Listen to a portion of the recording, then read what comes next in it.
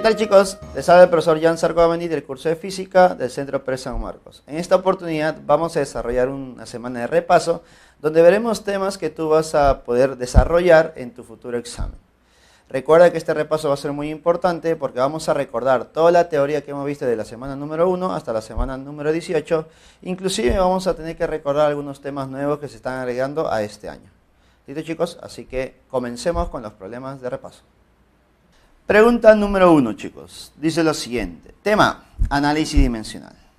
Cuando se tiene una ecuación física, generalmente como resultado final de las medidas realizadas a ciertas cantidades involucradas en un experimento, una forma de examinar si la ecuación es correcta es efectuando un análisis dimensional.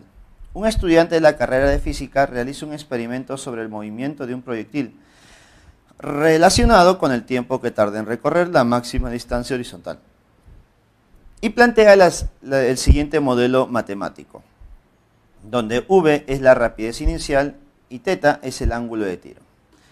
Entonces, nos dicen que la ecuación que él ha determinado sería T igual a 2 veces V al cuadrado por el seno del ángulo θ entre la gravedad, entre G, ¿no?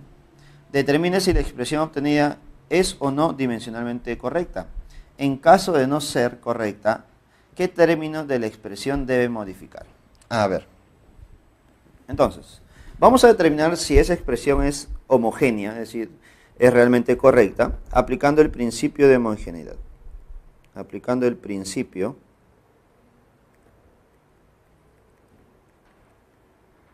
de homogeneidad, diremos lo siguiente. Dimensiones de t, que es el término que está hacia la izquierda, es igual a las dimensiones de todos los términos que están a la derecha.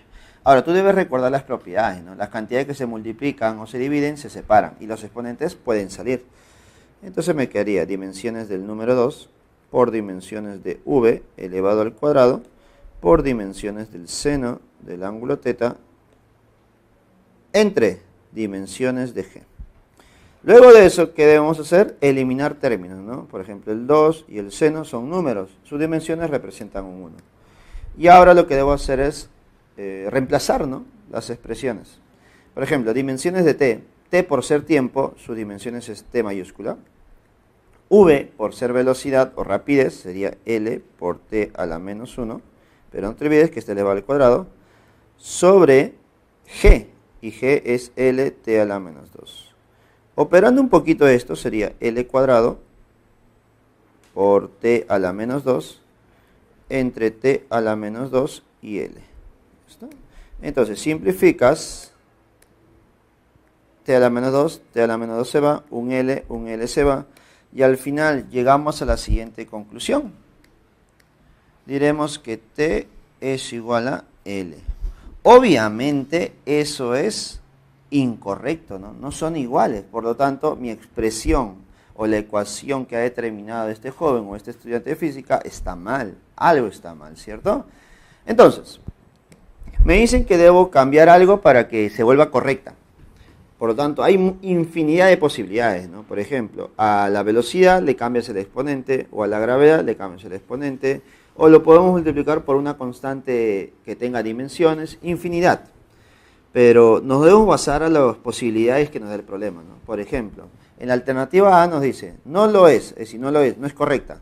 Se debe cambiar la potencia de V por 1. Ahí está. B, sí lo es, si es correcta, no se debe modificar nada. Obviamente eso está mal, ¿no? Porque ya sabemos que está mal, no es igualdad, no hay una igualdad, ¿no? Entonces la B no es. Puede ser la A, ¿no? Puede ser que al exponente de la velocidad le cambiemos por un 1 en vez de 2. No es correcta, se tiene que reemplazar B sub velocidad inicial al cuadrado por velocidad inicial a la 1 medio, es decir, cambiar el exponente. Ya está. No lo es, no es correcta, se debe reemplazar seno por seno al cuadrado. Bueno, eso tampoco sería correcto, ¿no? Porque si yo reemplazo seno por seno al cuadrado, no modifica en nada, sigue siendo un número, así que no cambia las dimensiones. Entonces la B y la D no es. No lo es, se debe reemplazar G por G a la 1 medio. Bueno, es posible, ¿no? Porque si yo modifico los exponentes de G o de V, puede ser que en ese cambio de exponentes se genere el factor tiempo, ¿no?, que yo quiero. Así que voy a comenzar con lo que más se repite, que es la velocidad, ¿no? Te dicen que la velocidad debo cambiar a un exponente. Ya está, puede ser cambiar a 1 medio o puede ser cambiar a 1. Como no sé cuál de los dos es, Voy a decir que ahora mi exponente es n.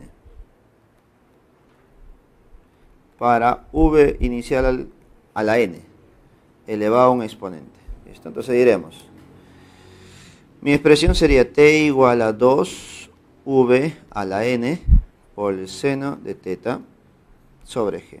Aplicando análisis dimensional sería dimensiones de t es igual a dimensiones de 2 por dimensiones de v a la n por dimensiones del seno de teta sobre dimensiones de g.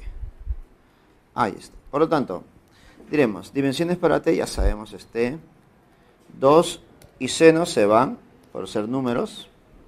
¿Listo? Y me quedaría dimensiones de v, que sería L por t a la menos 1 elevado a la n, sobre dimensiones de la gravedad, que sería L por t a la menos 2. Ya está. ¿Listo? A ver, operando un poquito esto, sería L a la n por t a la menos n sobre L por t a la menos 2. ¿Listo? Ahora, dando forma, tendríamos lo siguiente. T es igual a L a la n menos 1 por t a la 2 menos n. ¿Listo? Entonces, se supone que a la izquierda no aparece el tiempo. Disculpa, no aparece la longitud, por lo tanto sería L a la 0. Entonces, haciendo una comparación de exponentes, tendríamos 0 por aquí y aquí n menos 1. Y luego notarás que por aquí tengo un 1 para t y tengo 2 menos n. Por lo tanto, diremos lo siguiente. 0 debe ser igual a n menos 1. Entonces, n vale 1. Profe, esa es tu respuesta. Ten cuidado, debe cumplir con el otro también. 1 es igual a 2 menos n. Entonces, n también vale 1. Por lo tanto, para que las dimensiones sean correctas, yo puedo hacer un cambio del exponente de la velocidad. ¿Y a qué exponente le puedo cambiar? A un 1. Entonces, mi respuesta para este problema número 1 sería la A, ¿no?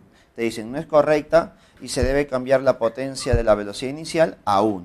¿Listo? Y eso es lo que hemos hecho, ¿no? La potencia lo hemos cambiado a 1. Problema número 1, la clave es la A, chicos. Pregunta número 2. Dice lo siguiente.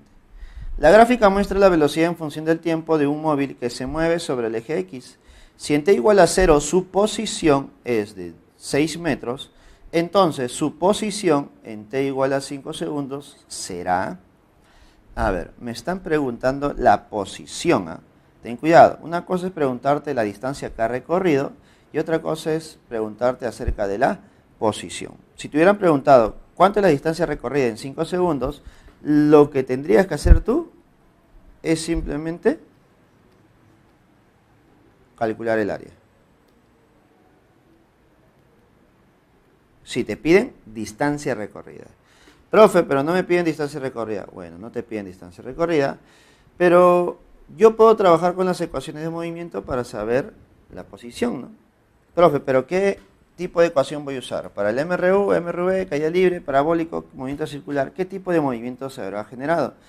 Date cuenta que según la gráfica, la velocidad de más 30 siempre se mantiene constante. Por lo tanto, hablamos de un MRU. Y para un MRU, la posición final es igual a la posición inicial más velocidad por el tiempo. Creo que de aquí podemos sacar la ecuación, ¿no? Posición final es igual a posición inicial, según el problema, es 6, positivo. La velocidad del cuerpo, más 30, positivo, más 30, multiplicado por el tiempo. Y de esa manera ya tengo la ecuación de movimiento. Ahora, como me están pidiendo la posición en t igual a 5, entonces diremos, para t igual a 5 segundos. Para t igual a 5 segundos, lo único que hago es reemplazar. X es igual a 6 más 30 por el tiempo. Bueno, me piden para 5 segundos. Reemplazo. X igual a 6 más 150. Entonces, la posición final después de 5 segundos será 156 metros. Obviamente, posición positiva. Y la clave para este problema sería la D. ¿Está? Ahora, capaz tú te hayas olvidado de la ecuación de movimiento, pero eso no significa que no lo puedas hacer, ¿no? Porque si tú ya sabes que el área es la distancia recorrida, y te dice el problema que la posición inicial es 6, positivo, si tú recorres la cantidad del área, que sería 150, mira, si tú calculas el área de un rectángulo sería base por la altura y sería 150 metros. Si estás en la posición 6 y has recorrido 150 metros hacia la derecha, ¿en qué posición estarás? En 156. También es otra posibilidad, ¿no? Usando un poquito más de la lógica, ¿no? Así que, problema número 2, tema cinemática MRU, sería la de tu clave. Pregunta número 3, chicos. Dice lo siguiente. Un cuerpo con MRV se mueve de acuerdo a la ley x igual a menos 10 más 30t menos 5t cuadrado, con x en metros y t en segundos. Determine su posición cuando su velocidad sea nula. A ver, profe, ¿qué hago si me dan la ecuación de movimiento? Pues, ¿no? X es igual a menos 10 más 30t menos 5t cuadrado. Recuerda que esta ecuación se debe parecer mucho a esta de aquí. X es igual a x sub 0 más velocidad inicial por el tiempo más un medio de la aceleración por el tiempo al cuadrado. Entonces, en base a la comparación de términos, podemos llegar a la conclusión de que la posición inicial sería menos 10, ¿sí o no? La velocidad inicial sería 30 y la aceleración sería menos 10, ¿cierto? Entonces ya tenemos los valores iniciales, ¿no? ¿Dónde comienza, con qué velocidad comienza y cuál es la aceleración del movimiento? Ahora me dicen, determine su posición cuando su velocidad sea nula. A ver, si la velocidad es nula, necesito saber cuánto tiempo ha transcurrido para que eso ocurra. Y para eso debo analizar la ecuación de la velocidad. Y para la ecuación de la velocidad, tú debes recordar que esta velocidad final es igual a velocidad inicial más aceleración por el tiempo.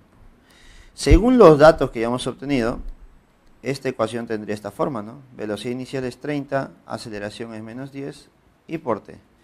Entonces, me están diciendo que determine la posición cuando su velocidad es nula, es decir, cuando este valor sea nula.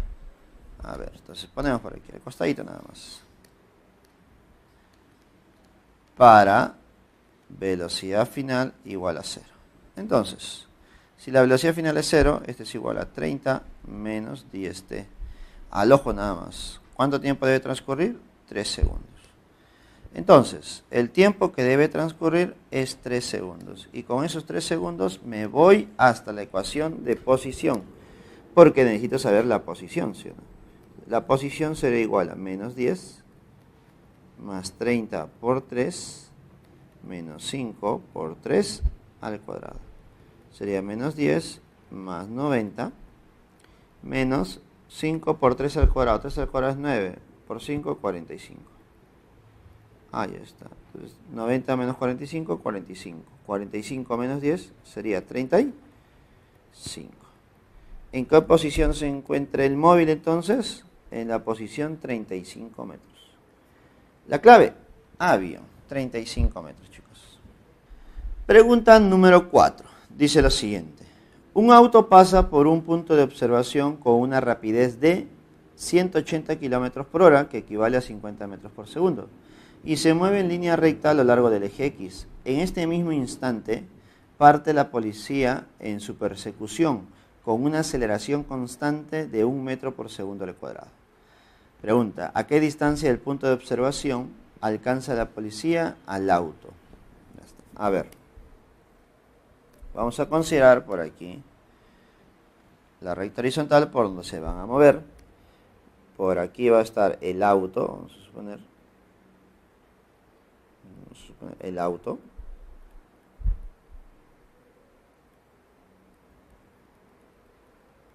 ¿Listo? El cual se va a mover con una rapidez de 50 metros por segundo. ¿Está? Y por aquí está el policía. Vamos a suponer que en una moto.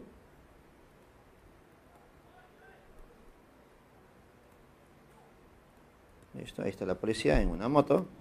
Y su aceleración de la moto es de 1 metro por segundo al cuadrado. Obviamente parte del reposo, ¿no? Porque justo en ese instante empieza a acelerar. Su velocidad inicial sería 0. Ya está. Entonces el auto va a empezar a avanzar. Ahí está. Y la moto también. ¿Listo? Y al final lo llega a alcanzar. Entonces, aquí ocurre el encuentro. ¿Listo? Como ahí se van a encontrar, yo puedo decir que la posición final del auto es igual a la posición final del policía. Sus dos posiciones deben ser iguales. Ahora, como el auto se mueve con un MRU, ¿cuál será su ecuación? X igual a X sub 0 más velocidad inicial. Bueno, velocidad nada más, porque no, su velocidad no cambia, por el tiempo. Y como la moto o el policía se mueve con un MRV, la posición sería X sub 0 más velocidad inicial por el tiempo, más un medio de la aceleración por el tiempo al cuadrado. ¿Cierto? ¿Está? Entonces yo debo determinar cuáles son esas ecuaciones de posición para el auto y para la moto. Para el auto sería posición inicial. Voy a considerar que ambos van a tener la misma posición, x igual a 0. Entonces su posición inicial es 0. Más velocidad. Bueno, su velocidad es 50 por t. ¿Está? Entonces posición para el auto sería 50t. ¿Listo? Ya tengo la ecuación de la posición para el auto. Ahora, para el policía. Para el policía su posición inicial es 0, su velocidad inicial es 0 por t, más un medio de la aceleración que sería 1 por tiempo al cuadrado. Entonces la posición para el policía sería un medio de t al cuadrado, es decir, t al cuadrado sobre 2. Ahí está. ¿Y cómo deben ser estas dos posiciones? Iguales. Entonces diremos 50t es igual a t al cuadrado sobre 2. Simplificas un t y el t sería 100. Obviamente 100 segundos. Profe, ¿ya acabó mi problema? No. Porque si tú conoces el tiempo, ahora te están pidiendo a qué distancia se encuentran. Obviamente, para encontrar la distancia, debo calcular en qué posición se encuentran, ¿no? Tú puedes calcular en cualquiera de esas dos ecuaciones. Obviamente, más sencillo sería encontrarla en la ecuación del auto, que sería 50 por tiempo, que sería 100. Entonces, la posición del auto sería 5000. 5000 metros. Y eso representa 5 kilómetros. Listo, chicos. Pregunta número 4. La clave sería avión, ¿cierto? 5 kilómetros. Vamos con la pregunta número 5. Dice lo siguiente. Indicar la verdad o falsedad de las siguientes proposiciones en relación al movimiento del proyectil gravitatorio.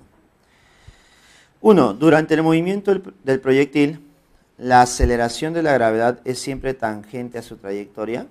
A ver, para la 1 recordar.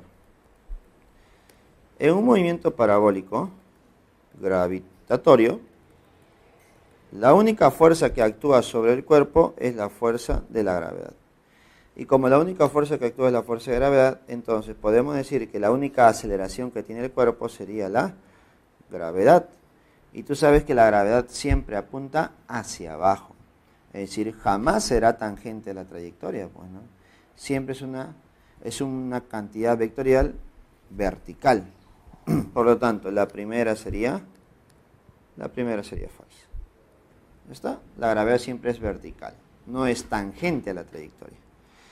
2. Cuando se dispara un proyectil con cierta rapidez, su máximo alcance se logra cuando el ángulo de tiro es de 45 grados. A ver. Para este movimiento parabólico, ¿cómo se calcula el alcance máximo? El alcance máximo, que es una distancia d, es igual a velocidad inicial de tiro al cuadrado por el seno de 2 veces el ángulo de tiro sobre la gravedad.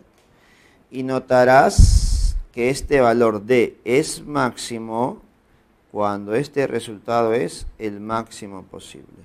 ¿Y cuando el resultado de un seno de un ángulo es máximo?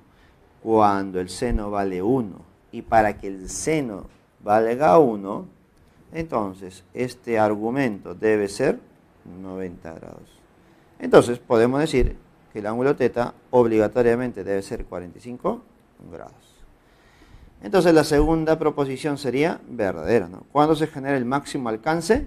Cuando el ángulo de tiro es de 45 grados. La segunda es verdadera. 3. Cuando el proyectil llega a su máxima altura, su velocidad instantánea se anula. Su velocidad instantánea se anula. A ver, la 3. Cuando el cuerpo llega a su máxima altura, esto por ejemplo, por aquí, en la máxima altura el cuerpo todavía tiene velocidad, pero esa velocidad es horizontal. ¿Listo? Ahora, lo que sí se va a cumplir es que en la vertical, en el eje Y, su componente es 0, pero en la horizontal su componente es constante. ¿Listo? Por lo tanto, la 3. Cuando el proyectil llega a su máxima altura, ¿su velocidad instantánea se anula? No, no se anula. Todavía tiene algún valor aquí. Por lo tanto, la tercera es falsa. Y la clave para este problema sería la C, ¿no? Falso, verdadero, falso. Pregunta número 6, chicos. Dice lo siguiente. Dos móviles pasan por los puntos A y B en el instante t igual a 0 y se mueven horizontalmente en línea recta con MRU. ¿Cómo se muestra en la figura? El móvil A tiene una rapidez de 80 km por hora, mientras que el móvil B tiene una rapidez de 60 km por hora. Determinar el tiempo que el móvil A estará a 1 kilómetro del móvil antes de sobrepasarlo, es decir, 1 kilómetro antes del móvil B. A ver. Entonces, ¿cómo deben estar los cuerpos para que ocurra eso? Mira. Como el móvil A debe estar 1 kilómetro antes, entonces los cuerpos deben estar así, ¿no? Los autos deben estar de esta manera. El auto A por aquí y el auto B por aquí. ¿Listo? Y la distancia entre esos dos, ¿cuánto debe ser? 1 kilómetro. Ahí está. Profe, ¿y cómo calculo ese 1 kilómetro? Mira, hay algo muy práctico que yo te había mencionado, ¿no? La distancia de separación entre dos móviles es igual a diferencia de posiciones. ¿Listo? Y esto es igual a 1 kilómetro. Pero recuerda que la diferencia de posiciones siempre se da entre la derecha menos la izquierda. ¿Quién está a la derecha? B. ¿Quién está a la izquierda? A. ¿Listo? Ahora, la posición de B y de A son las ecuaciones de posición. ¿Sí o no? Como ambos están como un MRU, la ecuación de posición está determinada por esta ecuación. X es igual a X sub 0 más velocidad por el tiempo. Como voy a considerar que en esta posición, es 0, entonces, para A, ¿cómo sería? Para A su posición es 0. 0 más velocidad, que sería 80 kilómetros. Y esto por el tiempo. Date cuenta que no estoy convirtiendo kilómetros por hora. Por lo tanto, voy a asumir que las cantidades que yo voy a trabajar es distancia en kilómetros y tiempo en horas. Y la velocidad en kilómetros por hora, ¿cierto? Entonces, la posición para B, ¿qué forma tendría? Posición inicial. Como está a 120 kilómetros adelante, sería 120 kilómetros más la velocidad, que sería 60 por t. ¿Listo? Ahora sí, con mucho cuidado, reemplazo. 120 más 60 t menos 80t igual a 1. Sería 120 menos 20t igual a 1. Entonces 119 es igual a 20t. Dime, ¿cuánto me salía el tiempo? El tiempo me saldría 5,95. Por haber trabajado en kilómetros por hora, el tiempo me sale en horas. Por lo tanto, problema número 6. La clave sería enano. ¿Listo? La clave sería la E. Vamos con la pregunta número 7, chicos. Determinar la fuerza de fricción en los dispositivos mecánicos es muy importante, ya que logrando disminuirla se aumenta la eficiencia de estos dispositivos. En este contexto se trata de determinar el coeficiente de fricción mu sub c entre un trozo de hielo y una superficie de cierto material rugoso. Se observa que el trozo de hielo resbala por toda la longitud de la superficie inclinada a 45 grados en un tiempo que es doble del que se emplea cuando se resbala a otra superficie de la misma longitud, inclinada de 45 grados, sin fricción. A ver. Entonces yo debo analizar esto, el movimiento de un bloque del hielo y el movimiento de un trozo rugoso, ¿no? Material rugoso sobre una superficie. Obviamente esa superficie debe ser áspera, ¿no? Entonces, vamos a ver. Voy a considerar dos superficies, bueno, las mismas superficies, pero donde resbalan diferentes cuerpos. Por aquí resbala un bloque de hielo. Y por aquí resbala un cuerpo rugoso. Obviamente la superficie es áspera para ambos, ¿ya? Pero te dicen que en el hielo demora un tiempo mayor que en el tiempo rugoso. Disculpa, en el hielo demora menos tiempo que en el tiempo rugoso. Cuerpo rugoso. Por lo tanto, aquí voy a considerar un tiempo t y aquí un tiempo 2t. ¿Listo? ¿Y por qué demora más tiempo? Porque el movimiento es más lento, ¿cierto? Porque hay fricción. ¿Está? Eso es lo que voy a analizar a continuación. Mira. Por aquí tengo un cuerpo mg, masa por la gravedad. Al descomponerlo, tendríamos por aquí una componente y otra componente, ¿cierto? No te olvides que la superficie tiene un ángulo de 45 grados. 45 grados. Entonces, ya con la práctica ya sabemos que esto es mg coseno de 45 y esto sería mg seno de 45. ¿Está? Y obviamente está la reacción normal, ¿no? ¿Listo? Ahora tú sabes que aquí la normal es igual a mg coseno, pero no me importa mucho porque como en este caso es hielo, no hay fricción. La única fuerza que actúa sobre el cuerpo sería mg seno de 45. ¿Listo? Hacemos lo mismo para el otro cuerpo. mg, por aquí descompongo, tendríamos mg coseno de 45 y aquí mg seno de 45 y aquí la normal. Ya está, pero aquí no acaba todo, porque como es el cuerpo rugoso y la superficie rugosa, aparece una fuerza de fricción. Esa fuerza de fricción es en contra y es igual a mu por la normal. Y justo es el coeficiente que me están pidiendo, ¿cierto? Ahora, ¿cómo relaciono el coeficiente con los tiempos? Eso lo puedo hacer a través de la aceleración. Así que voy a determinar la aceleración para ambos movimientos. ¿Y cómo? Aplicando la segunda ley de Newton.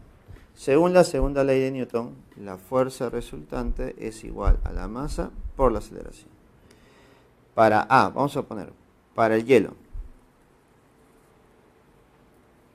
Para el hielo tendríamos fuerza resultante, la única fuerza que actúa sobre el cuerpo sería mg seno de 45 igual a masa por la aceleración. Obviamente voy a ponerle aceleración 1, ¿ya? Para el hielo. Entonces, masa se van y me quedaría que la aceleración 1 es igual a g por el seno de 45. Ahí está. Ahora, tú dirás, profe, acá todavía no hay tiempo. Bueno, sí no hay tiempo, pero para analizar el tiempo lo que puedo hacer es aplicar las ecuaciones del MRV, ¿no? A ver, recuerda las ecuaciones del MRV.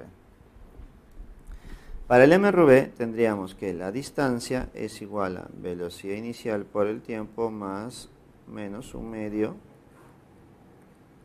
de la aceleración por el tiempo al cuadrado. ¿Cierto? Está. Entonces, ya tendríamos una ecuación más para analizar. Según esta aceleración 1 nos quedaría que la distancia d es igual a velocidad inicial. Bueno, sabemos que va a partir de reposo, ¿no? Mismo velocidad para ambos. Un medio de la aceleración. ¿Ya está? Entonces, gravedad seno de 45 es la aceleración. Sería g seno de 45 sobre 2 por el tiempo. Tú sabes que su tiempo para el hielo es t al cuadrado. Y de aquí ya tengo una ecuación. Ahora voy a hacer lo mismo para el cuerpo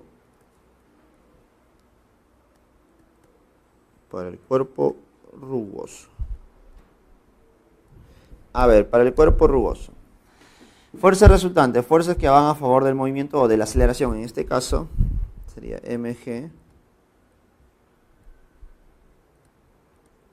seno de 45 menos fricción, pero la fricción, mira, date cuenta, es mu por la normal, mu por la normal. ¿Y la normal cuánto vale? Bueno, eso ya es práctica, ¿no? La normal es igual a mg coseno. Eso no va a cambiar en este caso. Mg coseno. Y esto es igual a la masa por la aceleración del cuerpo 2.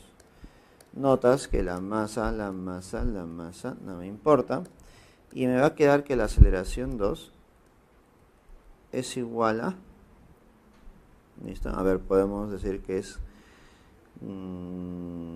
gravedad por seno de 45 menos mu por el coseno de 45.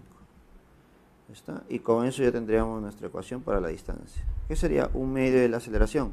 Como la aceleración es gravedad por seno de 45 menos mu por el coseno de 45, esto entre 2 por su tiempo. ¿Y su tiempo cuánto es? Su tiempo es 2t elevado al cuadrado.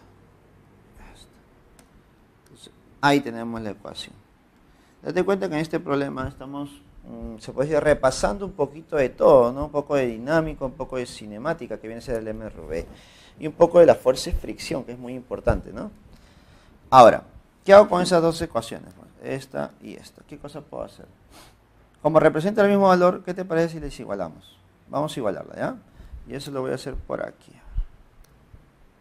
Vamos a hacerlo por aquí. Entonces, igualando tendríamos que G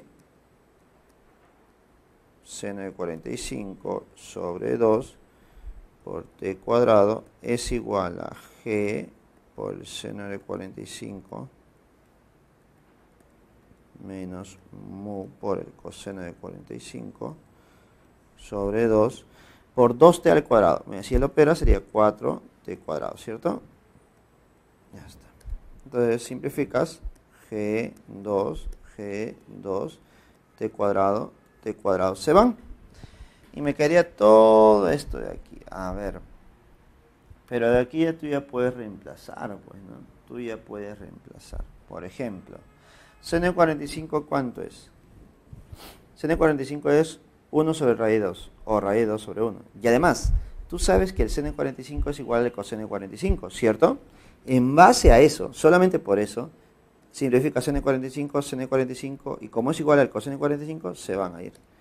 Entonces, ¿qué nos quedaría por aquí? A la izquierda me quedaría un 1,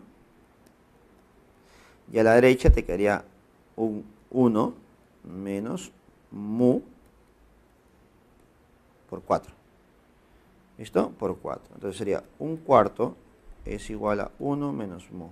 Por lo tanto, mu es igual a 3/4. ¿Y 3/4 cuánto sería? 0,75. Y esa es la respuesta que estamos buscando. El coeficiente de rozamiento es igual a 0,75. ¿La clave? La A. Pregunta número 7, avión. Entonces, chicos, continuemos. Notarán que ahora vamos a hacer el problema número 9 porque el problema número 8 que tú tienes en tu material corresponde a un tema de dinámica, pero de sistemas acoplados y donde tienes aceleraciones que cambian. Ese tipo de problemas no te van a venir en un examen de admisión ni tampoco en los exámenes que tú tienes en la pre. ¿Listo? Por ese motivo lo estamos obviando. ¿Listo? Prefiero enfocarme en los problemas que tú sí puedes realmente ver en un futuro examen. ¿Listo, chicos? Así que el problema número 8 lo vamos a obviar porque no es un tema importante en esta oportunidad. ¿Listo? Entonces, continuamos con este problema número 9. En la figura una esfera homogénea de masa de 10 kilogramos se encuentra en equilibrio, comprimiendo un resorte de constante elástica de 30 newton por centímetro y deformación de 5 centímetros. Determine las magnitudes de las fuerzas normales en los puntos A y B sobre la esfera. Ya está. Entonces, sobre A y B se generan fuerzas de reacciones normales. Entonces, vamos a suponer que las superficies sean lisas. ¿Listo? Es la primera suposición que voy a hacer. Superficie lisa. Para que en A y en B la única fuerza que se generen sean normales, reacciones normales. Ahora, me dicen que la esfera está presionando al resorte, ¿cierto? Está comprimiéndolo. Por lo tanto, como lo comprime, la fuerza que va a haber es la fuerza elástica en esta dirección. Y esa fuerza elástica se calcula como un K por X. Date cuenta que la constante vale 30, pero lo más importante son sus unidades, que es newton sobre centímetros. Eso significa que la deformación también debe estar en centímetros, que sería 5. Entonces la fuerza elástica sería 150. ¿Listo? Ahora, la siguiente fuerza que debo considerar sería el peso, ¿no? Ya está. Como la masa es 10, el peso sería 100. ¿Ya está? ¿Qué más? La reacción en B, vamos a poner R de B. Y la reacción en A, R de A. Listo, chicos. Por lo tanto, tengo 4 fuerzas y tengo una fuerza inclinada que sería 150. Creo que esa fuerza de 150 la podemos descomponer, ¿cierto?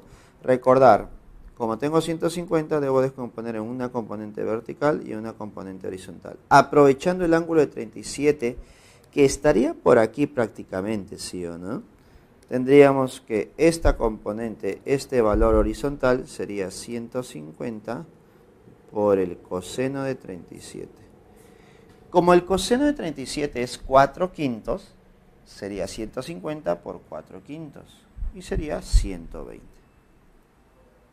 Y la otra componente sería 150 por el seno de 37. Como el seno de 37 es 3 quintos por 150 sería 90. ¿Está? Entonces, ya no trabajas con el vector inclinado, con la fuerza inclinada. Trabajas con las componentes horizontales y verticales. Y como el cuerpo está en equilibrio, ¿qué se va a cumplir? Que la fuerza resultante es 0. Y si la fuerza resultante es 0, fuerzas que van hacia arriba igual a fuerzas que van hacia abajo. Fuerzas que van a la derecha igual a fuerzas que van hacia la izquierda. Y por ese motivo tú ya puedes calcular todos tus valores.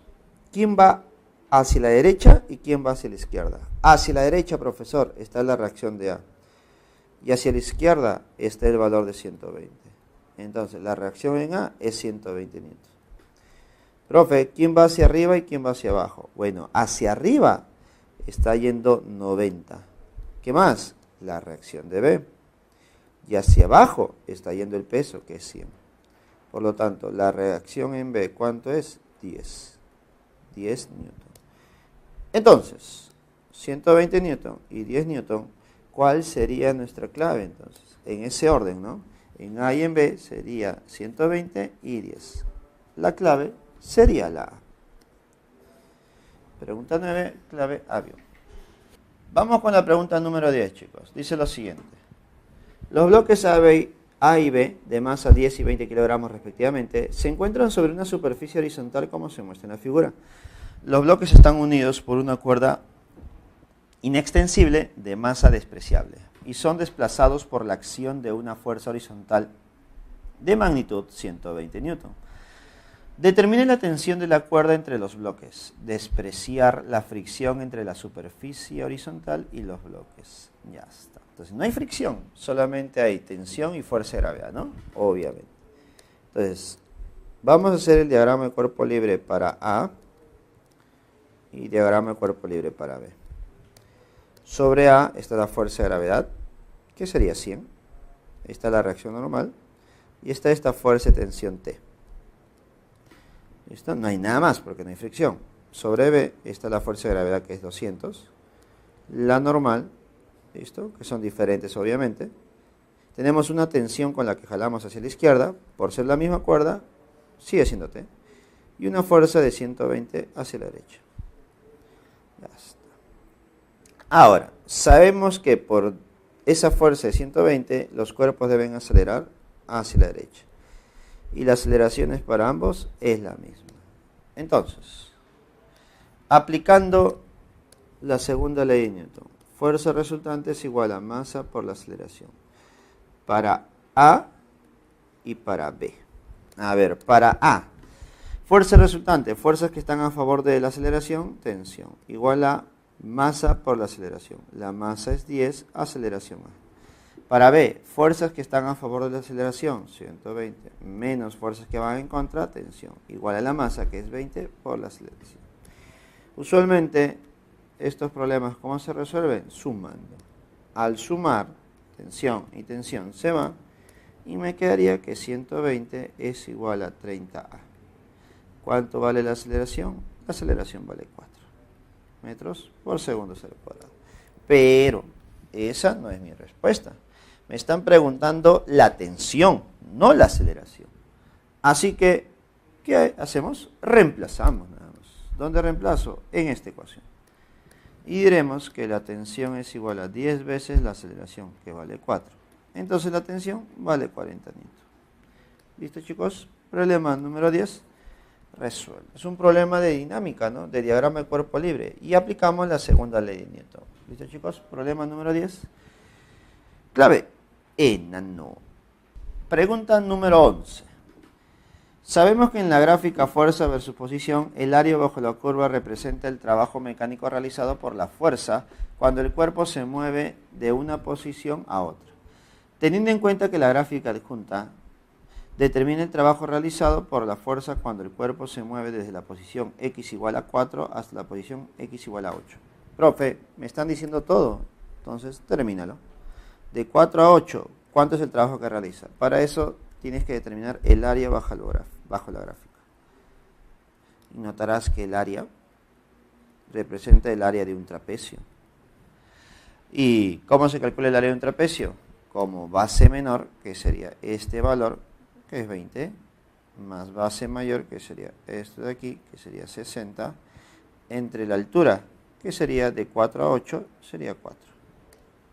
Por la altura, disculpe, por la altura. Entonces, vamos a reemplazar. Área, base menor, que es 20, más base mayor, que es 60, sobre 2, por la altura, que vale 4. Entonces, el área, que es el trabajo, es igual a 20 más 60, 80. 80 entre 2, 40. 40 por 4, fácil, 160. Unidades, joules. Pregunta número 11. La clave, casita. Continuemos. Pregunta número 12. Un bloque tiene una masa de 1 kilogramo y cae libremente partiendo del reposo desde una altura de 1 metro respecto al piso rígido. Después del choque rebota elásticamente. Rebota elásticamente hacia arriba. Determine la magnitud del impulso promedio impartido por la normal. Ya está. A ver. Un bloque, un cuerpo se deja caer, ¿no? Acá está la superficie. Y vamos a dejar caer. ¿Listo? Ahí está. Obviamente, si lo dejas caer, su velocidad inicial es 0. ¿Listo? Lo vamos a dejar caer desde una altura de 1 metro. Ahora, ¿por qué es importante esa altura? Porque necesito saber con qué velocidad llega o con qué velocidad impacta en la superficie. Necesito saber esta velocidad. Entonces, de acuerdo al movimiento de caída libre, podemos decir que la distancia recorrida es igual a velocidad inicial por el tiempo más menos 1/2 de la gravedad por tiempo al cuadrado. Esa distancia es 1 metro. La velocidad inicial, bueno, no hay, 0.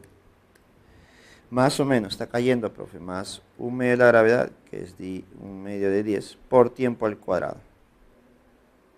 ¿Listo? Tiempo al cuadrado. Ahí está. Entonces, notarás que el tiempo es igual a... mira. De aquí obtendría el tiempo. Profe, pero si tengo el tiempo, ¿podré calcular la velocidad? Podría ser, ¿no? Podría ser. Pero la idea es que tú calcules de manera inmediata la velocidad. A ver. Porque si tú tienes de aquí el tiempo te saldría raíz de 1/5. ¿Cierto? Y con ese tiempo tendrías que calcular la velocidad. Sí, también es válido, ¿eh? También es muy válido, es una posibilidad. Pero debemos aplicar una fórmula donde hayan las soluciones directas. ¿Listo? Entonces, esta es una forma de resolver, ¿ya? Pero vamos a modificarla en el camino para encontrar la solución más rápida. Mira, por ejemplo, como yo quiero la velocidad final y tengo la velocidad inicial y tengo distancia y además la gravedad, podemos aplicar esto. B cuadrado es igual a velocidad inicial al cuadrado más menos 2 veces la gravedad por distancia. Final al cuadrado es igual a inicial, que sería 0, más 2 veces la gravedad, que es 10, por la distancia, que es 1. Entonces la velocidad me quedaría raíz de 20, ¿cierto? Y tú sabes que raíz de 20 sería raíz de 4 por 5, que sería 2 raíz de 5. Ya está. Entonces, ¿con qué rapidez impacta? Con 2 raíz de 5. Y como el problema te dice que rebota elásticamente, podemos asumir que la velocidad con la que rebota o con la que sale ahora sería el mismo valor. ¿Listo? Ya está. Ahora, por definición de impulso, el impulso es igual a variación de cantidad de movimiento, que es igual a la masa por variación de velocidad. Velocidad final menos velocidad inicial. A ver, impulso, masa. ¿Cuánto es la masa? 1 kilogramo. Velocidad final. La velocidad final sería esta. Profe, ¿vale 2 raíz de 5? Sí, pero va hacia arriba. Más 2 raíz de 5. Menos velocidad inicial, que sería esta. Va hacia abajo, sería menos 2 veces raíz de 5. Entonces, el impulso me quedaría 1 por 2 raíz de 5 menos 2 raíz de 5 sería suma, ¿no? 4 veces raíz de 5. Entonces, el impulso en magnitud sería 4 raíz de 5 unidades, kilogramos, metros por segundos. Y la clave para el problema número 12 sería la A. 4 raíz de 5. Listo, chicos. Pregunta número 13. Dice lo siguiente. Indique la verdad o falsedad de las siguientes proposiciones. 1. La fuerza de empuje en un líquido depende del peso del cuerpo. A ver, la fuerza de empuje en un líquido depende del peso del cuerpo. A ver, recordemos. Si yo tengo un líquido y tengo un cuerpo sumergido, recuerda que la fuerza de empuje es igual a la densidad de líquido, volumen sumergido, por la gravedad. Entonces, notará que depende del volumen sumergido, pero no del peso del cuerpo. Ten cuidado, ¿eh? Depende del volumen sumergido, pero no del peso del cuerpo. Por lo tanto, la primera es falsa, pues.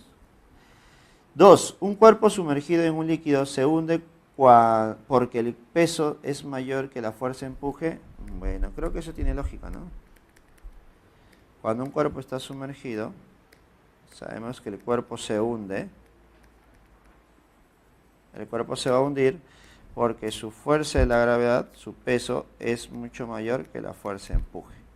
¿Cierto? Se va a hundir cuando el peso es mayor. Un cuerpo sumergido en un líquido se hunde más cuando el peso es mucho mayor. Obviamente, eso es verdadero, ¿cierto? Ya está. Ah, la 2, ¿no? La 2, verdadero. 3. Un globo lleno de hidrógeno flota en el aire porque el hidrógeno es menos pesado que el aire. Bueno, esa tercera provisión es verdadera. Listo. Si acá tengo el aire.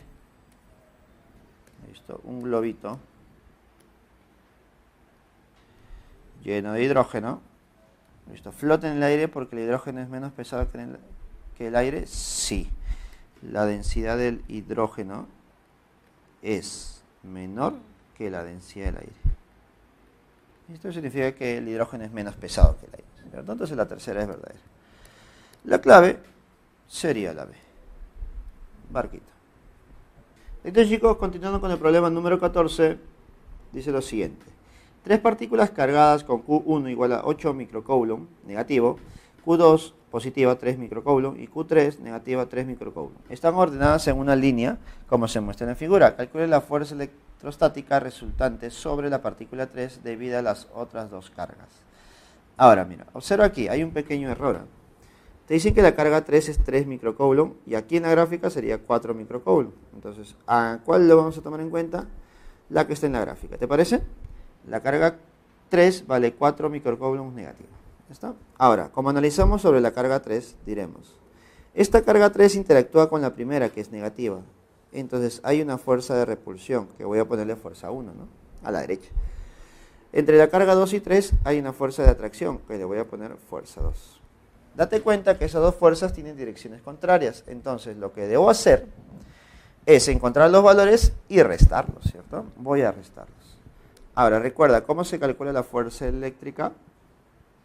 La fuerza eléctrica se calcula como constante K, producto de cargas, sobre distancia al cuadrado. ¿Listo? Calculando la fuerza 1 tendríamos constante K, 9 por 10 a la 9.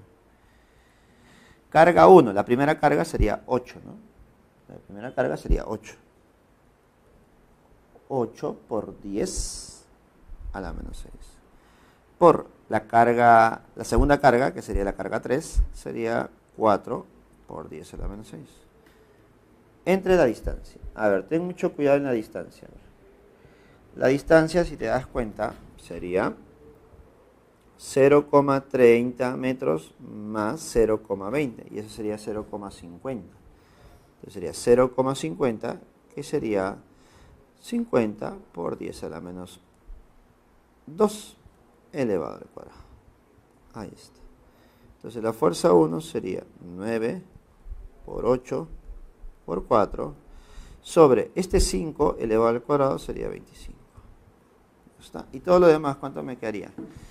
10 a la 9 por 10 a la menos 6 por 10 a la menos 6 entre 10 por 10 a la menos 2 al cuadrado. Me quedaría, si no me equivoco, 10 a la menos 1. Esto me queda un 10 a la menos 1. ¿Está? Ahora, ¿qué debo hacer? Bueno, debes operar, a ver. Operando, ¿cuánto me quedaría todo esto? Operando, ¿cuánto me quedaría? Operando, chicos, aproximadamente me está quedando esto. Mira. Escucha bien, estamos considerando que el valor aproximado de esto es igual a 1,2 newton. Un valor aproximado nada más. Obviamente eso en un examen no va a ocurrir, ¿no? El valor aproximado no existe, son valores exactos. Solamente que en esta oportunidad estamos aproximándolo a 1,2, ¿ya? Ahora, vamos con la fuerza 2. Sería 9 por 10 a la 9 por la primera carga, que sería 3 por 10 a la menos 6, por la segunda carga, que sería 4 por 10 a la menos 6, entre la distancia. Bueno, ahora la distancia es 0,20, que sería 20 por 10 a la menos 2, elevado al cuadrado. ¿Listo? Aquí creo que es un poquito más fácil o distinto. ¿Por qué? Porque date cuenta que este 2 al cuadrado con este 4 se va. Y nos quedaría que la fuerza 2, vamos a ponerlo así, entonces la fuerza 2 sería 9 por 3 por 10 a la menos 1. Y esto es prácticamente 2,7 newton. 2,7 newton. Entonces, la fuerza resultante sería fuerza mayor, que sería 2,7, menos fuerza menor, que sería 1,2. Y este resultado sería 1,5 unidades newton. Por lo tanto, la respuesta para el problema número 14, ¿cuál sería? A ver. Profe, hay dos claves, puede ser la A o la B, pero uno es negativo y el otro es positivo. Así que no vamos a la pregunta exacta. Calcule la fuerza electrostática. Me piden fuerza, no la magnitud. Yo he calculado solamente la magnitud. Como me piden fuerza, me piden dirección también. ¿Listo? Como la mayor era la 2, entonces, ¿en qué dirección debe ir?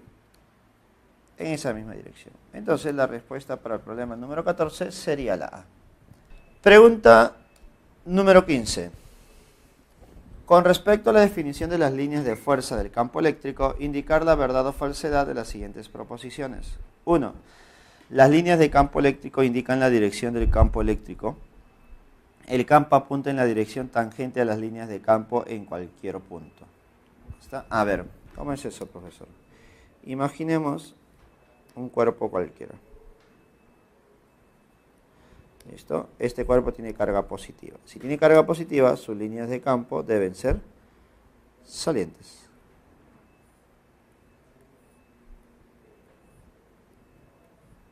¿Listo? Líneas salientes.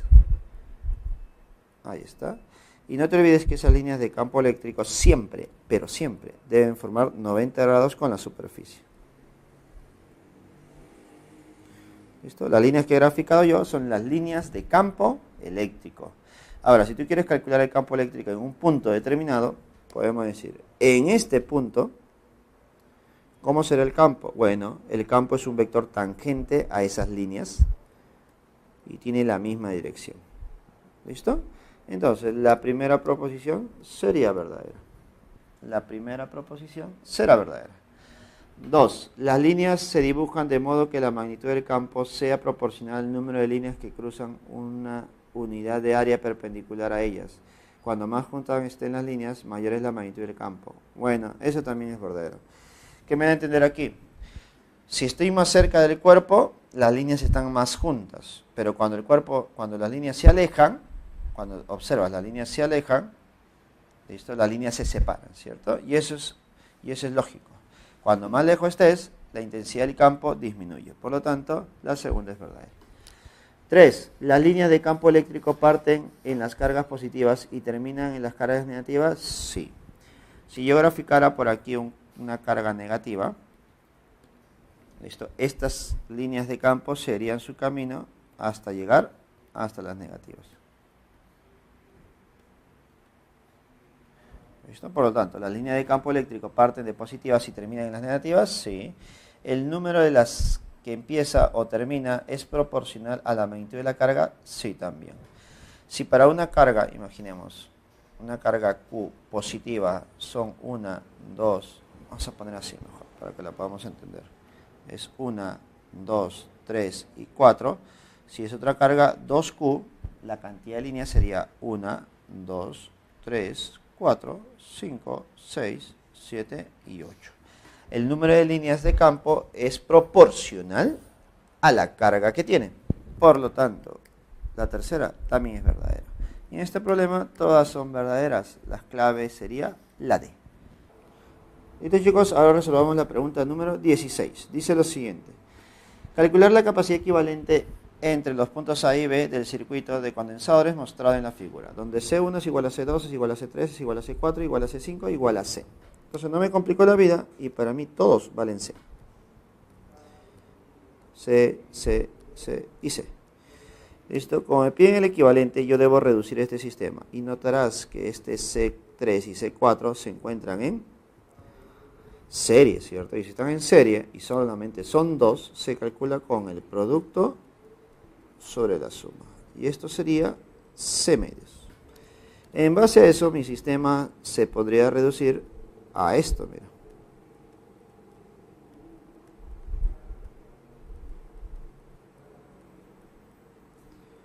Esto se reduciría a este sistema. Esto vale C, esto vale C, esto vale C, y esto de aquí vale C medios. Entonces, notarás que ahora C medios más C se encuentran en paralelo. Y cuando están en paralelo, ¿cómo se calcula el equivalente? Con la suma. C más C medios, obviamente serían 3C medios. Ahí está. Por lo tanto, déjame decirte que ahora tú ya sabes que este C, este 3C medios y este C son tres condensadores que se encuentran en serie. Y si están en serie, ¿cómo se calcula la resultante? ¿Cómo se calcula el equivalente? Se calcula con la suma de inversas. Entonces podemos decir que la inversa de la capacidad equivalente es la inversa de C más la inversa del otro C más la inversa de 13 medios, que sería 2 veces 13. ¿Listo? Para hacerlo más sencillo, multiplica por 3, por 3, por 3, por 3. Al multiplicar por 3, el resultado final sería 6, 8 entre 3C. Entonces la capacidad equivalente sería 3C entre 8. Y el resultado para el problema número 16 y la clave sería la A. Continuemos, chicos, con el problema número 17 y dice lo siguiente. Por un conductor de plata fluye una carga de 75,6 coulomb en 1 hora y 10 minutos. Determina la intensidad de la corriente eléctrica en un alambre. Creo que ese problema es directo, ¿no? Recordar que la intensidad de la corriente es igual a la carga que fluye por unidad de tiempo. Según el problema, la carga total que está fluyendo es 75,6. ¿Pero en qué tiempo? En 1 hora más 10 minutos. Obviamente el tiempo que tú debes considerar debe estar en segundos. Y en segundos, 1 hora sería 3600 más 10 minutos. 10 minutos sería 600 segundos. Entonces sería 75,6 entre 4200. Y eso al final, ¿cuánto me quedaría? Me quedaría 18. por 10 a la menos 3. ¿En qué unidades? En amperes. Y según las claves, esto sería 18 miliamperes. Por lo tanto, pregunta número 17, la clave sería la A. ¿Listo? Problema sencillo, un problema que es posible, ¿no? A veces te quieren confundir con las unidades, que puede ser el tiempo en esta oportunidad, ¿no? Pregunta número 18. Dice, una bobina delgada cuadrada contiene 100 espiras y se encuentra dentro de un campo magnético uniforme de magnitud de un Tesla, tal como se muestra en la figura, donde el plano de la bobina forma un ángulo de 30 grados con respecto al campo. Si el área de la bobina es de 10 a la menos 4 metros cuadrados, determina el flujo a través de la bobina. Mira, me están pidiendo a través de la bobina y no de la espira, que es distinto, ¿no?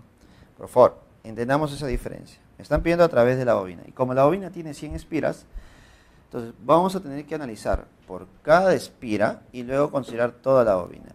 A ver, me explico. Tú sabes que el flujo a través de una espira, a través de una sola superficie, es campo, área, por el coseno del ángulo. Según el problema, tendríamos que el campo sería un Tesla, el área 10 a la menos 4, y coseno de 60 grados sería un medio. Por lo tanto, me quedaría el flujo igual a 0,5 por 10 a la menos 4. ¿Listo? Pero este flujo, esto es flujo sobre la espira, flujo en la espira. ¿Listo? Ahora, a veces en un examen de admisión te pueden pedir para todo un conjunto de espiras, que puede ser una bobina. Entonces decimos, para una bobina lo que tengo que hacer es analizar cuántas espiras hay en esa bobina. Por lo tanto, el flujo total sería n veces el flujo por cada espira. ¿Listo? Date cuenta cuándo me piden para una bobina y cuándo me piden para una espira. A veces se puede generar esa confusión, pero te lo menciono porque ahora tenemos que afrontar un examen de admisión. En un examen de admisión debemos ser un poquito más exigente con la información, o profundizar con la teoría. ¿Listo? Así que cualquier cosa puede suceder aquí. Entonces, como me dicen 100 espiras, sería 100 espiras por el flujo de cada espira, que sería 0,5 por 10 a la menos 4. Dando forma, tu flujo sería simplemente 5 por 10 a la menos 3 Weber. Pero no te olvides que es el flujo total para toda la bobina. ¿Listo? Espero que haya quedado claro y diferenciemos, por favor. Pregunta número 18, la clave es la A. Pregunta 19. Hans Christian Oester, un científico danés, realizó un experimento crucial en la historia de la física, ya que con él se demostró la unión entre la electricidad y el magnetismo. El experimento de Oester fue muy sencillo. Colocó una aguja imantada próxima a un conductor por el que circulaba una corriente eléctrica, observando una deflexión en la dirección de la aguja de la brújula. Es decir, la aguja de la brújula o de la aguja imantada se empezaba a mover o a girar. Considerando un alambre circular de 20 centímetros de radio conectada a una batería de 9 volts, como indica en la figura. No hay figura, ¿no? Entonces, no te preocupes, mira. La figura que nosotros vamos a considerar es la siguiente. ¿Listo? Ahí está. Diferencia de potencia. ¿Listo? Ahí está. Ahí se le espira y se conecta a este voltaje. Más o menos así. Como indica en la figura, ¿no? Calcule la dirección y magnitud del campo magnético en el centro de la espira. Ya está. Considere que la resistencia es de 100 y mu sub 0 es igual a 4 pi por 10 a la menos 7 Tesla metros por ampere. A ver. Primero, para calcular el campo, tú sabes que el campo es igual a mu sub 0 por la intensidad de la corriente que circula entre 2 pi por el radio, ¿no? Radio. ¿Está? Pero ¿me dan radios? Sí, no me dan radio. Tengo el mu sub 0. Me falta la corriente. Pero recuerda que debido a la ley de Ohm, tú sabes que la diferencia de potencial es igual a I por resistencia. Y según el problema, el voltaje conectado es 9. La corriente no sé, pero la resistencia es 100. Por lo tanto, la corriente será igual a 9 por 10 a la menos 2. ¿Listo? Entonces, con esa corriente ya puedo calcular el campo, ¿no? Entonces, calculemos el campo. El campo sería igual a mu sub 0, que sería 4 pi, por 10 a la menos 7, por la corriente, que sería 9 por 10 a la menos 2, sobre 2pi por el radio. Y según el problema, el radio es de 20 centímetros. 20 centímetros, 20 por 10 a la menos 2. Aquí claramente 10 a la menos 2, 10 a la menos 2 se van. 2pi, con pi y mitad, con otro 2 también se va. Y me estaría quedando que el campo sería, me estaría quedando, ¿cuánto me estaría quedando por aquí? Ah, mira, por favor, error que he cometido yo. Date cuenta que no se pone pi cuando es una trayectoria circular, por lo tanto el pi no se va. Te queda un pi, ¿ya? Ya, esto no importa, estamos en parte de un repaso, puede pasar eso. Ahí está, el pi no se va a ir. Entonces, ¿qué nos estaría quedando? Nos estaría quedando un 9 arriba por pi por 10 a la menos 6. ¿Listo? Entonces tu campo sería, 10 a la menos 8. ¿Listo? Por este 10, ¿ya? Por este 10. ¿Listo? Entonces sería 0,9 pi micro Tesla. Ya está. Listo. Ahí te lo comprobamos y nos sale el valor de 0,9 pi micro Tesla. Pero no solamente me piden la magnitud, sino también la dirección. Y para eso necesito saber la dirección de la corriente, ¿no? A ver, según la gráfica, la dirección de la corriente sería la siguiente. En la fuente va en esta dirección, por lo tanto, en el circuito sería en esta dirección. Si la dirección de la corriente es de esa manera, sabemos por la regla de la mano derecha que el campo sería entrante.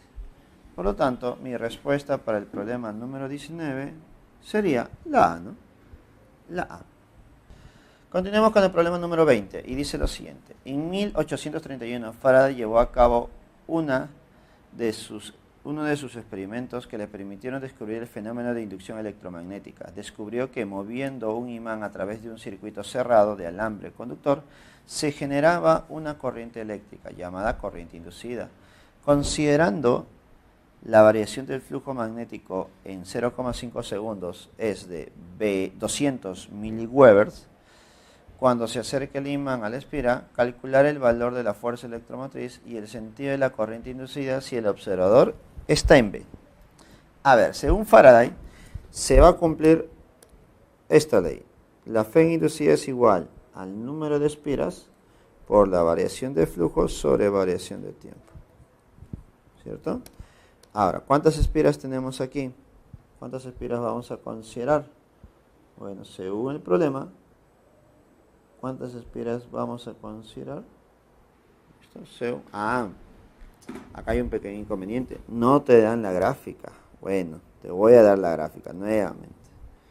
Entonces, mira, acá está una bobina llena de varias espiras. Acá está el imán, norte y sur. Acá está el observador A, acá está el observador B.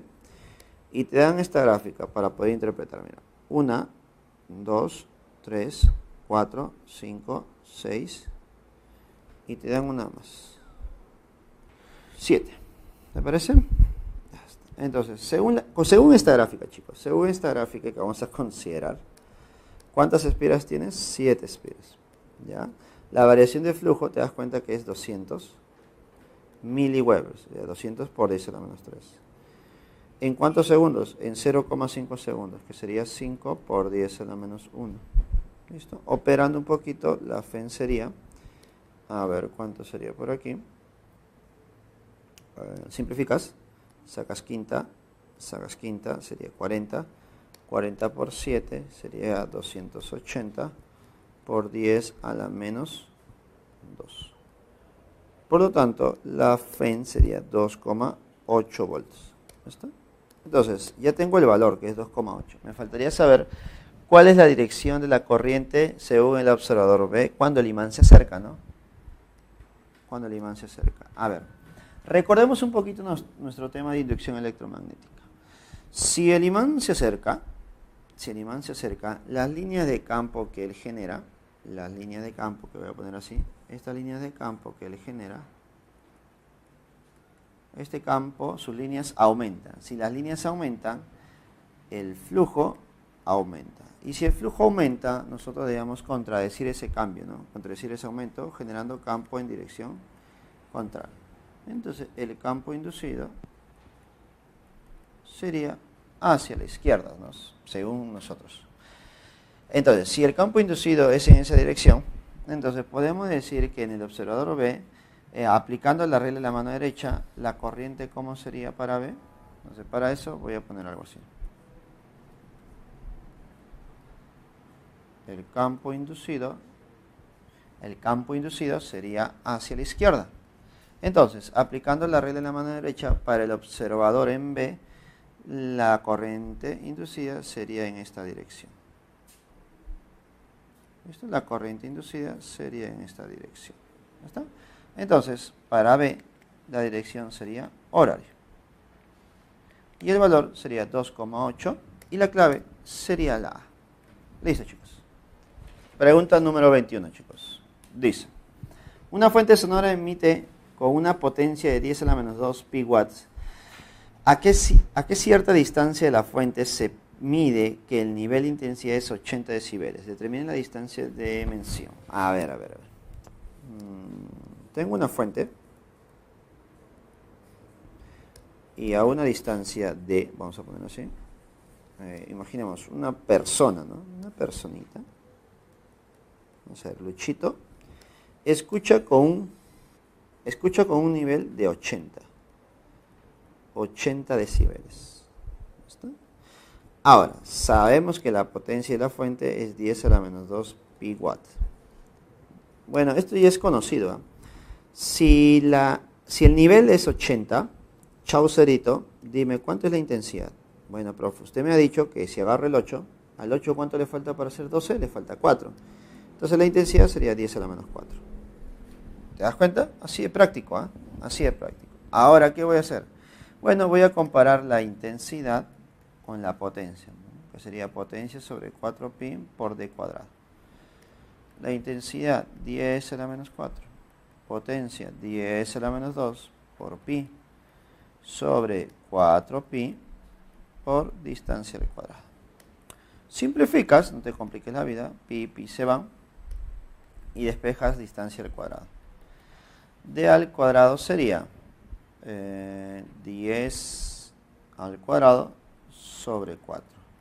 Y esto obviamente sería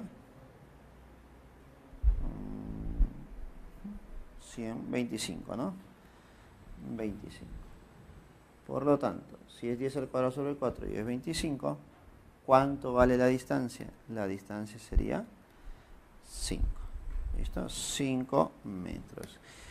Y observamos que tenemos el primer problema sin clave. ¿Listo? No hay clave. Listo, chicos. Pregunta número 21. No hay clave. Y la respuesta sería 5 metros. Pregunta número 22. ¿Las resistencias se pueden asociar en serie o en paralelo? En la porción del circuito mostrada en la figura, R1 vale 100, R2 vale 30, R3 vale 60 y R4 vale 80. Todas diferentes. ¿Ya? Determine la resistencia equivalente entre A y B. Listo. A ver. Date cuenta que a veces es complicado observar si están en serie o en paralelo. Para eso, lo que podemos hacer es trabajar con un nuevo circuito, hacer una nueva gráfica donde se pueda representar mucho mejor las situaciones de serie o paralelo. Y para eso vamos a aplicar algunos puntos de potencial. Por ejemplo, este punto es A, el que está a su costado también es A. Y cuando tú tratas de trasladar ese punto a otro lado, no se va a poder porque te encuentras con puras resistencias.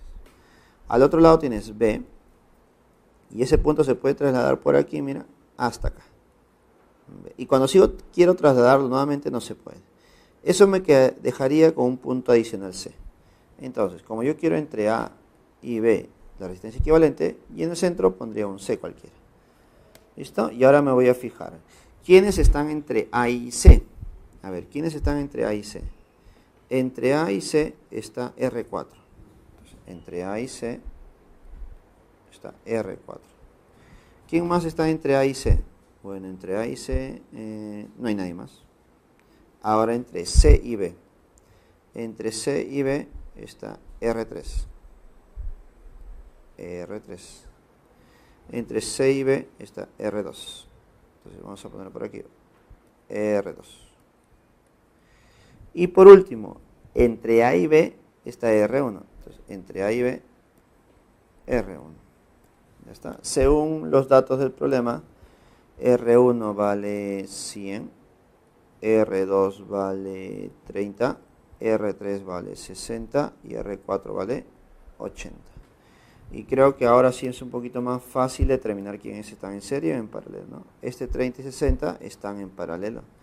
Y si están en paralelo, ¿cómo se calcula el equivalente? Profe, si solamente son dos y están en paralelo, se calcula con el producto sobre la suma. Entonces, producto sobre la suma, ¿cuánto me quedaría? Me quedaría 20, pues, ¿no? Ahora, tu sistema equivalente sería algo así, ¿no? 1, 2, 3 y nada más. Acá está A, acá está B. Esto vale 80. Esto sería el equivalente de los dos que hemos calculado. Sería 20 y por abajo 100. Dime. 80 y 20. ¿Cómo se encuentra? En serie. ¿Cómo se calcula el equivalente? 100. Y ahora dime.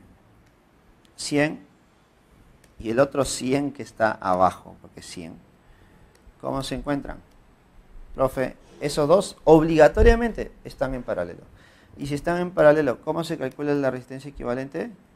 Fácil, si solamente son dos y están en paralelo, sería producto sobre la suma. ¿Y esto sería? ¿Y esto cuánto sería, chicos? Sería obviamente 50 ohm. Y la respuesta para este problema número 22 sería la clave avión, 50 ohm. Pregunta número 23, dice lo siguiente. La resistibilidad es una propiedad de los materiales eléctricos. En la figura se muestran dos resistencias cilíndricas de grafito de igual longitud D, cuyas secciones transversales son 100 centímetros cuadrados y 0,1 metros cuadrados respectivamente. Si la resistencia mayor es de 4 miliohm, determine la resistencia equivalente considerando que están conectados en serie. A ver, necesito saber cuántas son las resistencias de cada uno de ellos. ¿Listo? Me dicen que del mayor es de 4 miliohm. Del mayor es de 4 miliohm. Así que, ¿cuánto será ese mayor? Y eso lo puedo determinar por el área, ¿no? Porque 100 centímetros cuadrados pasados a metros sería 0,01 metros cuadrados. Y el otro es 0,1 metros cuadrados. Por lo tanto, el menor es este y el mayor es este. Este mayor tiene una resistencia de 4 miliohm. ¿Está? Pero dime, ¿cómo calcularías tú la resistencia para el menor? ¿No sería resistibilidad por la longitud sobre área 1? ¿Sí o no? Y la resistencia 2 no sería resistibilidad por longitud, como es la misma, entre área 2. ¿Sí o no? Esto de aquí vale 4. Obviamente 4 mili, ¿no? 4 por 10 a la menos 3. Entonces, ¿qué cosa puedo hacer aquí? Bueno, tú puedes dividir las resistencias. R1 entre R2, al dividir, me quedaría esta expresión. Rho se van, L y L se van. Y me estaría quedando la relación de áreas, pero de manera invertida. Área 2 sobre área 1. ¿Cierto? Entonces, si yo quiero despejar R1, porque es lo que yo quiero, sería área 2 sobre área 1 por R1. Área 2, área del mayor, ¿cierto? Sería 0,1 sobre área 1, que es el menor, 0,01, por la resistencia 1, que sería, disculpa, por la resistencia 2, que sería 4 por 10 a la menos 3. Eso me dejaría que la resistencia 2 sería, ¿cuánto, chicos? ¿Cuánto crees que sea la resistencia 2? Al operar me estaría quedando 4 por 10 a la menos 2. ¿Listo? Me estaría quedando 4 por 10 a la menos 2. ¿Listo? Entonces creo que ya tendríamos las dos resistencias, ¿no? La resistencia de 1 y la resistencia de 2. ¿Listo? Esto que hemos calculado al final, obviamente es la resistencia de 1, pues, ¿no? La resistencia de 1, ¿no? Que viene de aquí. Ya está. Listo, chicos. Entonces, si la resistencia de 1 vale 4 por 10 a la menos 2 y la resistencia de 2 vale 4 miliohm. Bueno, ya puedo calcular cada uno de ellos, ¿no? Entonces yo puedo decir que R1 es igual a 40 por 10 a la menos 3, que sería miliohm. Y la resistencia de 2 sería 4 miliohm. ¿Listo? Entonces la resistencia equivalente sería 44 miliohm. Y con eso nos estaríamos dando cuenta que en este problema tampoco hay una clave, ¿cierto? Porque estamos operando todo correctamente. Por lo tanto, problema número 23, respuesta 44 miliohm. ¿Listo? 44 miliohm. A ver, chicos, pregunta número 24. Dice lo siguiente. La figura muestra una partícula con carga Q que entra en una región del espacio donde existe un campo eléctrico uniforme dirigido hacia abajo.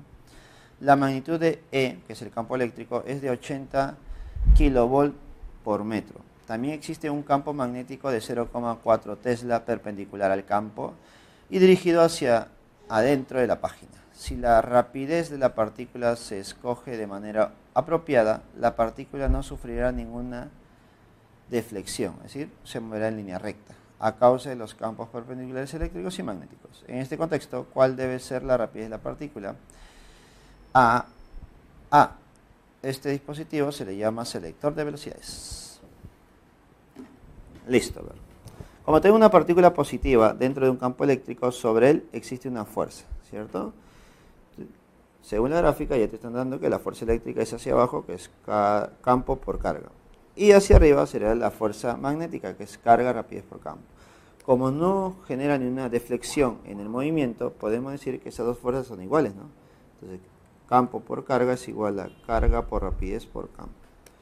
¿Listo? Profe, ¿qué carga será? Bueno, no me importa. Si me dan, tampoco me importaría porque simplemente lo voy a simplificar. Y nos quedaría que la velocidad es igual al cociente del campo eléctrico entre el campo magnético. Según problema, el campo eléctrico saldría 80 kilos, por lo tanto 80 por 10 al cubo. Entre el campo magnético, que sería 0,4. Entonces, la rapidez me quedaría 2 por 10 a la 5. ¿Listo? Por lo tanto, mi respuesta y clave sería la A. 2 por 10 a la 5. Obviamente notarás que han puesto como una coma, ¿no? Obviamente es un punto de multiplicación. Continuemos, chicos, con el problema número 25. Dice lo siguiente. Un bloque unido a un resorte de constante elástica de 1000 Newton por metro oscila con movimiento armónico simple de amplitud 20 centímetros. Determine la energía cinética del bloque cuando su desplazamiento es de 10 centímetros. Ya está.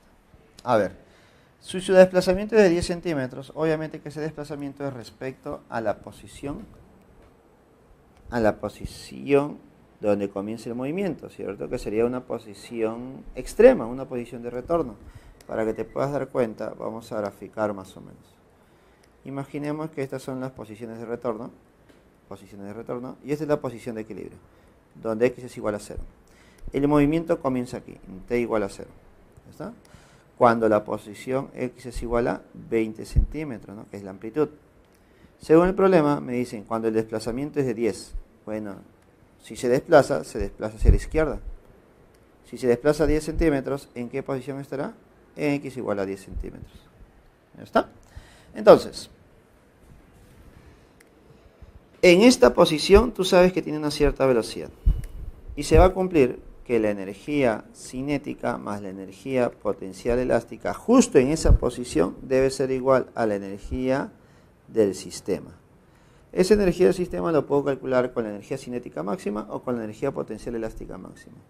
La energía potencial elástica máxima sería 1 medio de K por amplitud al cuadrado. Y creo que de aquí me va a salir, porque esta energía cinética más la energía potencial elástica, que sería 1 medio de K por X cuadrado, es igual a 1 medio de K por A al cuadrado. Despejando, la energía cinética sería igual a 1 medio de K por A al cuadrado menos X al cuadrado. Y aquí ya tienes que aplicar todos tus conocimientos operativos, ¿no? Por ejemplo, 1 medio de K, bueno, es 1000, profe. Por amplitud, ¿cuánto es la amplitud? Date cuenta que la amplitud es 20 centímetros. 20 por 10 a la menos 2 al cuadrado. Menos x, que sería 10 centímetros. 10 por 10 a la menos 2 al cuadrado. Ya está. 1000 entre 2, 500. Aquí viene lo bueno. Operar esto parece complicado, pero no es complicado, chicos, ¿ya? Date cuenta que yo siempre saco todos los términos que están en común. 10 y 10 a la menos 2. 10 y 10 a la menos 2. Entonces ese 10 por 10 a la menos 2 va a salir. ¿Listo? Pero date cuenta que sale elevado al cuadrado. ¿Está? Dime, 10 por 10 a la menos 2 es 10 a la menos 1. Elevado al cuadrado es 10 a la menos 2. Ya está. ¿Y qué me quedaría? 2 al cuadrado menos 1 al cuadrado. Y creo que ese es más fácil, pues, ¿no? Además, de aquí ya operando, 10 a la menos 2 con estos dos ceritos se van y me quedaría un 5 nada más. Por 2 al cuadrado, 4. Menos 1 al cuadrado, sería 3. Entonces, me quedaría, ¿cuánto mi energía cinética? Simplemente 15. 15 joules. Ya está. Date cuenta, no te compliques la vida en operar. La operación son muy sencillas. Y más ahora en tu examen de admisión. Pregunta número 25. La clave sería la B. Pregunta número 26. Un péndulo simple cuya longitud es de 1 metro realiza un movimiento armónico simple. El péndulo es llevado a un lugar a nivel del mar donde la aceleración de la gravedad es 10, hasta otro lugar de la superficie terrestre donde la aceleración de la gravedad es 9,78. Pregunta, ¿cómo debe variar la longitud del péndulo para que el periodo de ambos lugares sea el mismo? Mismo periodo. A ver, péndulo simple. El periodo es igual a 2pi por la raíz de L sobre la gravedad. ¿Está? La gravedad ha cambiado y la longitud también va a cambiar. ¿Está? Entonces, podemos decir que el periodo 1 es igual a 2pi sobre L1 sobre G1. Y periodo 2 es igual a 2pi raíz de L2 sobre G2. Pero según el problema, periodo 1 y el periodo 2 son iguales. Así que puedo igualar 2pi raíz de L1 sobre G1 igual a 2pi raíz de L2 sobre G2, ¿cierto? Date cuenta que 2pi y 2pi se van, raíz también se van a ir si le vas al cuadrado, y te quedaría L1 entre G1 igual a L2 entre G2. L1 vale 1 metro, G1 vale 10, L2 no sé cuánto vale, pero G2 vale 9,78. Por lo tanto, ¿me puedes decir cuánto valdría L2? Bueno, L2 sería 0,978 metros. Entonces, ¿qué ha pasado con la longitud? La longitud disminuye. ¿En cuánto disminuye? Bueno, si al inicio era 1 y ahora es 0,978, notarás que ha disminuido en 0,022 metros. Ahí está. Por lo tanto, la clave para el problema número 26 sería la C. Continuemos. Pregunta número 27. Un rayo de luz atraviesa perpendicularmente una plancha de vidrio grueso. ¿Ya? El rayo tarda 10 a la menos 10 segundos en hacerlo. Determine el espesor de la plancha de vidrio, cuyo índice de refracción es 3 medios. Ya, a ver. Plancha de vidrio. Vamos a considerar que este es el vidrio. El rayo de luz ingresa perpendicularmente. Bueno, eso nos facilita todo el trabajo, porque a la hora de refractarse, lo va a hacer de manera recta también. ¿Listo? Voy a considerar que el espesor es D. Entonces, el tiempo que tarda, dime, se puede calcular aplicando las ecuaciones del MR1, ya que la velocidad de la luz dentro del vidrio o en cualquier lado sigue siendo constante. Cuando es en el vidrio mantiene su valor y cuando está en el aire mantiene otro valor, pero un valor constante, ¿no?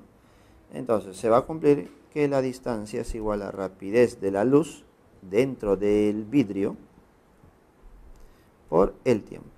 ¿Está? Ahora, recordar que la velocidad en el vidrio es igual a la velocidad de la luz en el vacío entre el índice de refracción en el vidrio y esto por el tiempo. C vale 3 por 10 a la 8. Índice de refracción del vidrio es 3 medios. Por el tiempo que es 10 a la menos 10. Entonces la distancia me quedaría ¿cuánto? Simplificas un 3 y un 3. Ese 2 sube. Y 10 a la 8 por 10 a la menos 10 sería 10 a la menos 2. En metros. Obviamente tus claves están en centímetros y sería 2 centímetros. Mira qué tan rápido es la luz. 2 centímetros lo recorre en 10 a la menos 10 segundos. Prácticamente nada, ¿cierto? Entonces, problema número 27, tu clave sería la B. Pregunta número 28. Dice, un viajero espacial se mueve alejándose de la Tierra con una rapidez de 0,5 c respecto a la Tierra. Si la masa de la nave en la Tierra es de 800 raíz de 3 kilogramos, determine su masa cuando se encuentre en movimiento. Ya está. A ver, sabemos que la masa en movimiento a grandes velocidades genera un aumento, ¿cierto? Ese aumento está determinado por esta formulita. Masa en reposo entre raíz de 1 menos b sobre c elevado al cuadrado. La masa en reposo te dicen que es 80 raíz de 3 entre 1 menos v, que es la velocidad de la nave, ¿no? Y te das cuenta que es 0,5 c entre la velocidad de la luz en el vacío, que es c, y esto elevado al cuadrado. A ver, operando un poquito, c y c se van, y me quedaría 800, date cuenta, 800 arriba, por favor, 800 raíz de 3 entre raíz de 1 menos 0,5 sabemos que es un medio, ¿listo? Y un medio al cuadrado sería un cuarto. Entonces sería 800 raíz de 3 entre raíz de 3 cuartos. Y tú sabes que esto, ¿cuánto es? Raíz de 3 cuartos es raíz de 3 entre 2. Ahí notarás que raíz de 3 se va, y me quedaría que la masa del objeto cuando se mueve a grandes velocidades, cercanas al de la luz, aumentaría a un valor de 1600 kilogramos. ¿Listo? Entonces, la pregunta número 28 sería la clave A, 1600 kilogramos. Pregunta número 29, chicos. Dice lo siguiente. El efecto fotoeléctrico se define la frecuencia umbral de la radiación incidente como aquella frecuencia mínima que permite extraer electrones más no proporcionales a energía cinética. Más no proporcionarles energía cinética. Solamente permite sacar un electrón de un átomo. La función trabajo de cierto metal en una célula fotoeléctrica es de 4 electrovolts. Determine la frecuencia umbral requerida para activar la célula. A ver, frecuencia umbral. Recordemos que la función trabajo es igual a constante de Planck por la frecuencia umbral. Entonces, como nuestra función trabajo es 4 electrovolt, esto debe ser igual a la constante de Planck, que es 4 por 10 a la menos 15 electrovolt por segundo. Y esto por la frecuencia umbral. De aquí me doy cuenta que electrovolt se van, el 4 se van, y me quedaría que la frecuencia es 10 a la 15, ¿listo? Inversa del segundo. Y obviamente tú debes saber que esto es 10 a la 15 Hz, porque Hz es la inversa del segundo. Por lo tanto, pregunta número 29, la clave sería la C, casita, chicos. Listo, chicos, y para terminar, problema número 30, dice lo siguiente. En un tubo de rayos X, los electrones son disparados con un voltaje de 50.000 volts. Cuando los electrones son frenados en el anticátodo, se generan los fotones X. Determina la energía del fotón X si la energía de un electrón se convierte totalmente en energía de un fotón. Ya está. Es decir, todo se convierte, toda la energía se va a convertir. Entonces, recordemos, aquí se va a cumplir que la energía cinética de los electrones se convierte en energía de los fotones. Y además, esa energía cinética es igual a la carga del electrón por diferencia de potencial. Entonces, como me están pidiendo la energía del fotón, entonces yo puedo decir que la energía del fotón es igual a la carga de un electrón por la diferencia de potencial. Recordemos cuáles son mis unidades. Si mis unidades son electrovolt, recuerda que esta carga no lo reemplazo.